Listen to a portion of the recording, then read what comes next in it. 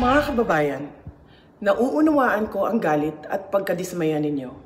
Nauunawaan ko ang galit ng taong bayan sapagkat sa nakalipas na ilang buwan, bago pa man sumabog ang issue sa flood control, madalas na akong nakikipag-usap at nakikinig sa mga hinaing ng ating mga kababayang overseas Filipinos ukol sa transparency, accountability, peace, at security. Nauunawaan ko ang galit ng taong bayan dahil nasaksihan ko mismo kung paano minanipula ng House of Representatives ang budget ng Department of Education.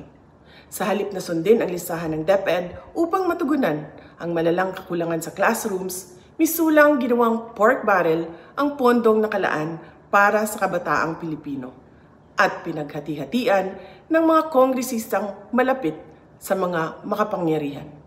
Pinili kong huwag sumali sa panggagago sa taong bayan. Sa aking pagbitiw bilang kalihim ng DepEd, ininda ko ang kaliwat kanan na atake kasama na ang impeachment para lamang mapagtakpan nila ang katiwalian sa 2025 budget. The President now faces a profound crisis of confidence, especially in the way these corruption investigations are being handled, which appear to lack both direction and resolve.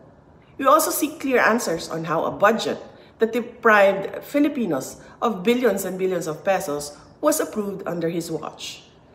Kaisa ako ng milyong-milyong Pilipinong nadismaya at nandidiri sa pamahalaang lulong sa insekuridad at walang kabusugang kasakiman. Ang karapatan nating magsalita at magpahayag ang sandigan ng demokrasya. Dapat itong pakinggan ng pamahalaan, hindi para isang tabi at baliwalain lamang. We Filipinos deserve better. Shukran.